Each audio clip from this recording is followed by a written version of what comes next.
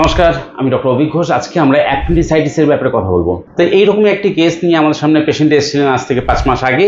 5 মাস আগে যখন এসেছিলেন আমি একটু বলে নিই, তখন উনি ইউএসজি করে নিয়ে এসেছিলেন। ইউএসজিতে যেটা পাওয়া গেছিল সেটা কিন্তু এত বড় করে ডিপ অক্ষরে লেখা ছিল, তাতে লেখা ছিল অ্যাপেন্ডিক্স অ্যাপিয়ার স্লাইটলি থেকেন্ড এবং ইডিমেটাস ফুলে রয়েছে এবং আশেপাশটা ফুলে রয়েছে, যেটা ডায়ামিটার 0.61 সেন্টিমিটার পাওয়া গেছিল। বেশ, সেই অবস্থা থেকে আজকের রিপোর্ট আমি পেয়ে, আজকে আমরা যদি রিপোর্ট দেখি, ইমপ্রেশন বলছে হেপাটোমেগালি গ্রেড 1 ফ্যাটি লিভার। সেই অ্যাপেন্ডিসাইটিস যেটা ছিল সেটা তো খুঁজেই পাওয়া যাচ্ছে না।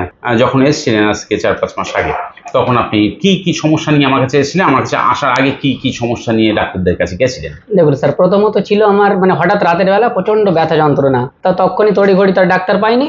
পরে সকালবেলা ডাক্তার দেখালাম, দেখে ওরা ইউএসজি করতে বলে ইউএসজি করার পরে আমি দেখতে পেলাম কি ডাক্তারদের মতামত যে আমার পেটে অ্যাপেন্ডিক্স আছে। সুতরাং ডাক্তারবাবুরা তারা বিভিন্ন বড় বড় ডাক্তার দেখিয়ে তারা পরামর্শ দিয়েছিল আমাকে যে আপনি অপারেশন হয়ে যান। এখানে আসলাম, আপনি বললেন যে না ওষুধ খেয়ে দেখো কি হয়। তো ওষুধ খাওয়ার পরে আমি দেখলাম 1 সপ্তাহ পর থেকে আমি স্বাভাবিক চলাফেরা করতে পারছি, ব্যথা অনুভব হচ্ছে না। তারপরে যখন পেটে চাপ দিই ডান দিকটাতে, তখন হালকা ব্যথা লাগে, কিন্তু এই ব্যথাটা সর্বোচ্চ 15 দিন ছিল আমার, তারপর তো আমি স্বাভাবিক।